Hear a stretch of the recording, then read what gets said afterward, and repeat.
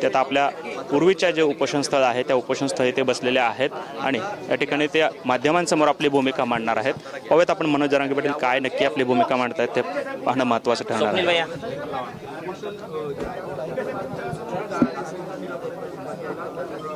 आपण आंदोलन ठिकाणी देऊ ना, आंदोलन ठिकाणी देऊन भाई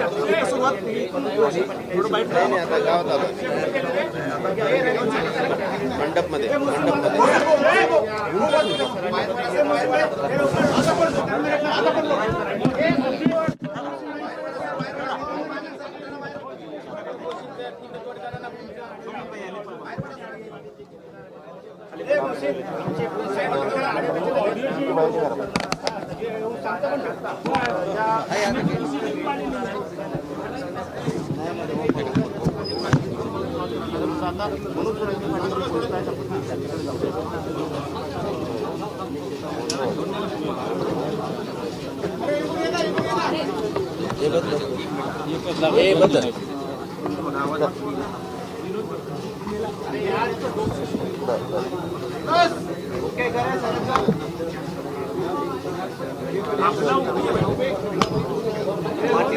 रात्रीच्या उशिरापर्यंत विभागीय आयुक्त कार्यालयात सगळे बैठक सुरू होती. स्वतः विखे पाटील एका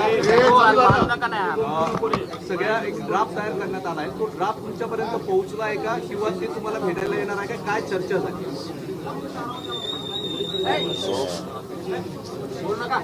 भेटायला येतील नक्कीच, परंतु माझं कर्तव्य मी पार पाडतो.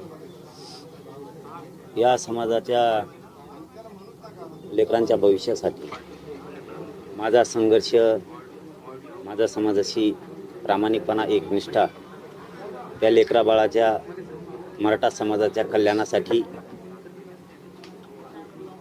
मी आमरण उपोषण करतोय. सरकार येत राहील, जात राहील, चर्चा करत राहील. मी उपोषणावरती ठाम आहे. रात्री मलाही माहिती मिळालेली की रात्रभर त्यांच्या सरकारच्या, मुख्यमंत्र्याच्या, उपमुख्यमंत्र्याच्या, मराठा आरक्षण उपसमितीच्या अध्यक्षांच्या, आयुक्त, सचिव यांच्या बैठका रात्री झाल्यात अशी मला पण माहिती. येतील, त्यांचा काय ड्राफ्ट आहे ते येतील. मला वाटतं ड्राफ्टपेक्षा 58 लाख नोंदी निघाल्यात, तर त्या 58 लाख नोंदीचे कुणबी प्रमाणपत्र देण्यात यावेत. ज्यांना कुणबी प्रमाणपत्र दिले त्यांना व्हॅलिडिटी देण्यात यावी. हे आदेश, या सूचना प्रशासनानं आणि शासनानं, सरकारनं आणि अधिकाऱ्यांनी मिळून त्या सूचना, आदेश काढला पाहिजे शासन स्तरावरचा.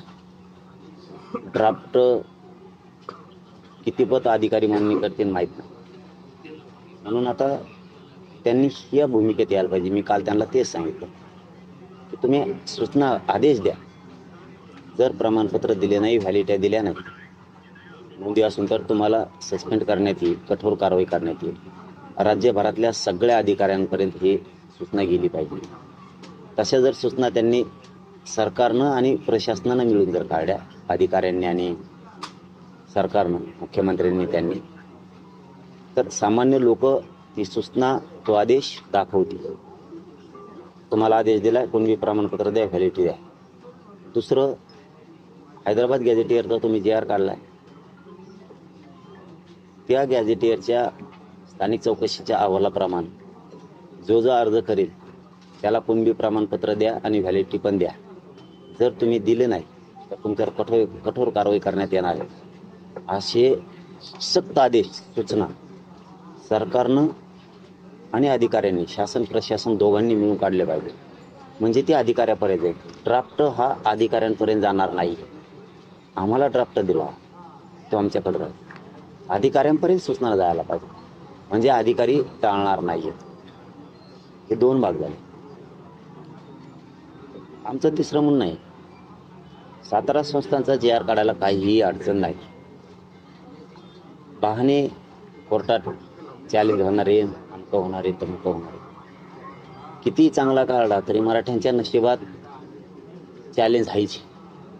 कुणीतरी विरोधात जाऊन याचिका दाखल करतच, कुणीतरी विरोधात जाऊन चांगलं दिलं तरी आमच्या विरोधात जाते, चुकीचं दिलं तरी पण आमच्या विरोधात जाते. त्यामुळं सातारा संस्थांचा जे आर काढून टाकणं आवश्यक आहे. त्याला 94चा जे आरची नियमावली, 90च्या अध्यादेशाची नियमावली, 2001-2012चा कायद्यानुसार, 2012च्या कायद्यानुसार त्याला ती नियमावली लागू करावं. हैदराबाद गॅजेटेअरबद्दल त्या जे आरला सुद्धा तीच नियमावली लागू करावं. त्याच्यातही 1921ची, 1931ची, 1800ची ज्या जनगणना आहेत त्यासुद्धा घ्याव्यात. जे आर काढून टाकावं. जे आर काढायला काहीही अडचण नाही. गुन्हे मागं घेण्यासाठी सरकारला अधिकार आहेत, गृह मंत्रालयाला अधिकार आहेत, विधी व न्याय मंत्रालय सरकारकडे आहे, मुख्यमंत्री साहेबांकडे आहे. ते कलमा कमी करू शकते, तीही कारवाई करता येते. बलिदान गेलेल्या कुटुंबांचा विषय तो तर सहज त्यांच्या हातातला आहे.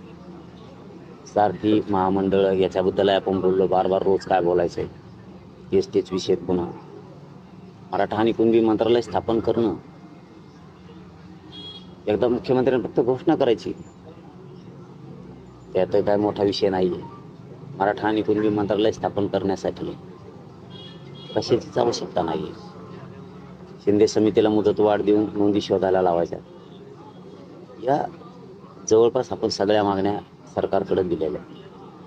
आता मला वाटतं त्यांनी ड्राफ्ट आमच्यासाठी राहील, हरकत नाही, ड्राफ्ट दिला तरी आम्ही स्वीकारू. पण सरकार स्तरावर सूचना जाणं लय गरजेचं आहे. प्रत्येक कार्यालयाला, अधिकाऱ्यांवर त्या सूचना त्यांनी काढाव्या. काल कच्चा ड्राफ्ट तुम्हाला दाखवण्यात आलाय का? कसा सातारा गॅजेटचा जो विषय आहे, तुम्ही जे म्हणताय सातारा गॅजेट लागू करा, बाकी सगळ्या मागण्यांबाबत ते पण शिष्टमंडळ समाधानकारक आहे. मात्र सातारा गॅजेट जर लागू केला तर कोर्टात चॅलेंज झालं तर हैदराबाद गॅजेट बाबत देखील काही चुकीचा निर्णय येऊ शकतो, अशी सगळी चर्चा आहे किंवा अभ्यासकांचं म्हणणं आहे. तर त्यामुळे हे सगळं सातारा गॅजेट कोणते अभ्यासक म्हणले? अभ्यासक कोण म्हणलंय का? अशात म्हणलंय का असं म्हणतो मी, आडवं नाही बोलत. अधिकाऱ्यांचं म्हण, मला वाटलं अभ्यासक म्हणले. हा, म्हणजे ते अधिकारी म्हणजे ते अभ्यासक त्यांचे होते, त्यांचं ऑफ द रेकॉर्ड असं म्हणणं. आमचे आपले जे अभ्यासक आहेत मराठा समाजाचे, जे आर काढायला काही हरकत नाही, फक्त नियमावली व्यवस्थित लावली पाहिजे सरकारने. जे आर काढणारे ते आहेत, अधिकार त्यांच्याकडे आहेत. नियमावली चुकीची लावली तरी होतं. आणि आमच्या अभ्यासकांना माहिती आहे, मराठा समाजाला पण कितीही चांगला जे आर काढला तरीही मराठ्यांचा चॅलेंज केला जातो. जसं की गायकवाड कमिशननं 12-13% मराठ्यांना आरक्षण दिलं होतं. मराठा समाज मागासिद्ध करून चॅलेंज केलं. आता 10% सुद्धा ECBC चॅलेंज केलं. मराठ्यांचं काही पण चॅलेंज होणार, लक्षात ठेवा. तुम्ही आत्ता काढला तरी चॅलेंज होणार आहे, तुम्ही 1 वर्षाने काढला तरी चॅलेंज होणार. कारण मराठ्यावर जळणारे तेवढी संख्या आहे. मराठा समाज मोठा होऊ नये अशी संख्या खूप आहे. म्हणून ते कधी होणारच. 2001चा 2012चा कायद्याची नियमावली लागू करायची, 1954चे जे आरची नियमावली त्याला लागू करायची, 90च्या जे आरची करायची. काय होत नाही. तुम्ही आता उपोषणाला बसणार आहात की जे मंत्री येत आहेत त्यांच्या चर्चेनंतर मग निर्णय घेणार? आणि उपोषणला जरी बसलं तरी मंत्री महोदय येणारच आहे, नाही बसलं तरी पण येणारच आहे. आम्ही असं म्हणलोत का की आम्ही उपोषणला बसतो, आम्ही आंतरवालीत तुम्ही यायचं नाही असं म्हणतोय का? उपोषण सुरू झालं तरी त्यांनी यावं. 10ची वेळ तुम्ही पाळणार? मी हटतच नाही. पाळणार म्हणजे मी हटणारच नाही. फक्त सरकारला, मुख्यमंत्र्यांना, विशेष करून देवेंद्र फडणवीस साहेबाला सांगतो, एकदा हल्ला झाला तो बस झाला. पुन्हा त्या प्रयोग करण्याच्या भानगडीत पडू नका. असं तुम्हाला वाटतंय? परत दुसरं काही करू शकत नाहीत. न्याय देण्याच्या भूमिकेत त्यांनी यावं. त्यांना लागलेले डाग त्यांनी पुसले. मी आज प्रामाणिक सांगतो, आडवं बोलत नाही, सरकारला पट्ट्यावर घेत नाही, वाईट बोलत नाही. माझं सांगणं आहे, एकदा आमच्या आई बहिणीला याच ठिकाणी रक्ताच्या थारोळ्यात पडताना आम्ही बघितलंय. ते कर्तव्य तुम्ही केलेलं आहे. डागं पुसायचं शिका मराठ्यांना देऊ. त्यामुळं पुन्हा त्या भानगडीत आता पडू नका की आम्ही हल्ले करू, पोलिसांना लाठीचार्ज करायला लावू.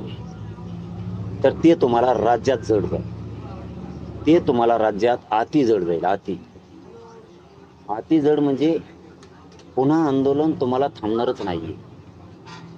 तुम्हाला जर वाटत असेल असं होईल तसं होईल, पुन्हा त्या राज्याची धग आंदोलनाची ती 2-4 महिने सुरू राहील. म्हणून मी देवेंद्र फडणवीस साहेबांना विनंतीपूर्वक सांगतो, संवाद करणे, गोडी गुलाबीनं प्रश्न मार्गी काढायचं, या भानगडीत पडा. तुम्ही लाठीचार्ज करणार, हल्ले करणार आणि गरीब मराठ्यावर अन्याय करणार, वटवळ करणार, ह्या भानगडीत अजिबात पडू नका. राज्यातला कुठलाच कोपरा मोकळा राहणार. इतकं भयान आंदोलन राज्यात मराठी करते. त्यामुळं तुम्ही हल्ला करायचा नाही. मराठा शांत आहे. मराठा समाजालाही सांगतो, मी तुमच्या लेकराबाळाच्या कल्याणासाठी या तळपत्या उन्हात बसणार. जीवाची लाहीलाही झाली तरी मी हटत नाही. फक्त तुम्ही सगळ्यांनी शांत राहा, आंतरवालीकडे येऊ नका. मी लढायला खंबीर आहे. ऊन प्रचंड आहे, त्याच्यामुळे येऊ नका. जर आलेच तर लांबून भेटा, लांबून बोला, छत्री आणा, पुन्हा वापस जा, ये जा. तुम्ही मला बघा, मी तुम्हाला बघल. पण आपल्या समाजाच्या लेकराचं कल्याण केल्याशिवाय मी थांबत नाही आहे. मराठा समाजाने घरात बसून आपल्या लेकराला न्याय मिळणार नाही, हे मात्र लक्षात ठेवा. तुम्हाला काही असे काही इनपुट्स आलेत का, किंवा तशा काही नोटिसा वगैरे आलेल्या आहेत का की तुम्ही आंदोलन करू नये, लाठीचार्ज करू, किंवा अशा काही माहिती वगैरे आपल्याला मिळाली का, ज्या पद्धतीची आपल्या भूमिका मांडताय आपण? आपली 3 वर्षापूर्वीचीच आपली परवानग्या अमकं तमकं आहे, स्थगित केलेलं आंदोलन आपण 3 वर्षापासून करतो. त्यामुळं नोटिसा असं काय नाही आहे. मी फक्त अनुभव सांगितला. मी फडणवीस साहेब तसं करतील, पण मला दुसरी पण शंका आहे की आता फडणवीस साहेब नाही करणार. कारण त्यांना एकदा एक हल्ला केल्यामुळं त्यांना पण कळालेलं आहे किती मोठा डॅमेज बसतो. त्याच्यामुळं पुन्हा पुन्हा ते मराठ्यावर हल्ला करतील असं मलाही वाटत नाही. पण तरी मी बोलून दाखवलं. अधिकाऱ्यामार्फत तुम्ही एखादं पाऊल उचलताल तर ते तुमच्या अंगलोटी, अख्ख्या सरकारच्या अंगलोट होईल. अख्ख्या, एका दुकट्याच्या नाही तर अख्ख्या सरकारच्या अंगलोट. आणखी एक प्रश्न असा विखे पाटील येत आहे आणि शिवसेनेचे कोणताच नेता इथे येताना दिसत नाहीये सत्ताधारी. आता मी चाललो की तुम्ही चला काय? निश्चित झाला असं नाही. हा, मी चाललो की तुम्ही चालायचं. पाटील, एक प्रश्न असा आहे की विखे पाटील येत आहेत. यापूर्वी अनेक नेते येऊन गेले, मंत्री येऊन गेले, ते आता परत येत नाहीये आणि शिवसेनेचं कोणी दिसत नाही. फक्त भाजपचेच लोकप्रतिनिधी येत आहेत. शिवसेनेचे कोणीच मंत्री येताना दिसत नाही. मला वाटतं मला नाही त्या भानगडीत पडायचं. त्यांचा अंतर्गत काही असू शकतं, पण मला त्यात नाही. भाजपच्या मंत्र्यांनी मराठींचं कल्याण करू द्या, शिवसेनेच्या राष्ट्रवादीच्या करू. मला माझ्या समाजाच्या लेकराबाळाशी देणं गेलं. त्यांनी GR काढावे. भाजपने काढले तर काय ताण आहे आम्हाला, काय अडचण आहे. शिवसेनेचेच पाहिजे तर राष्ट्रवादीच पाहिजे असं काय नाही. त्यांनी GR काढावे आणि गोरगरीब मराठा समाजाला न्याय द्यावा.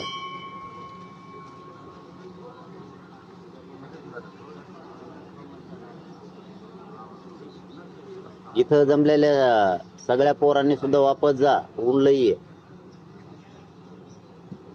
तुम्ही थांबू नका, सगळे गावाकडे जा. आपण आपल्या डॉक्टरांनी काही सल्ला दिलाय तुम्हाला? कारण ऊन प्रचंड आहे, तुमची आधीची तब्येत सगळी खराब आहे, असं उपोषण करणं. डॉक्टर तर म्हणणारच, पण आपण उन्हाचा विचार केला तर आमच्या पोरांच्या, मराठींच्या करोडो लेकरा बाळांचं उन्हाळाच केला ना. आपण कोणत्या गुणाचा विचार करा.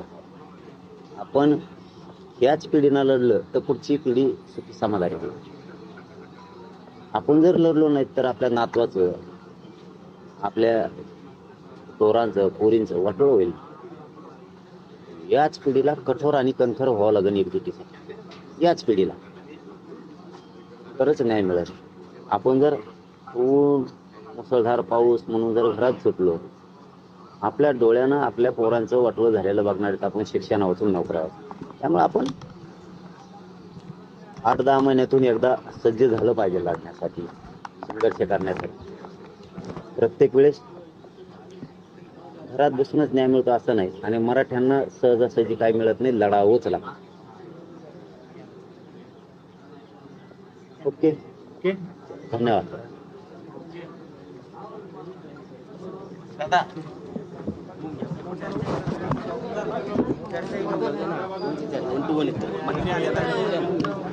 हेडलाईनचे प्रस्तुत करता